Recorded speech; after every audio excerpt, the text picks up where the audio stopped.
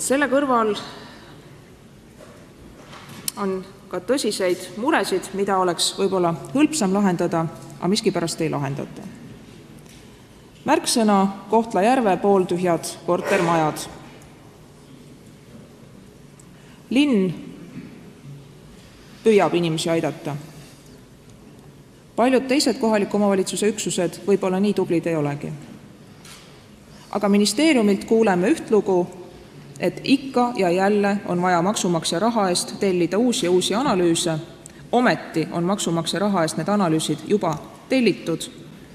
Ministeeriumides on ametnikud olemas, kes võiks nende alusel pakkuda välja mõistlikud lahendused üle Eesti, aga seda ei tehta.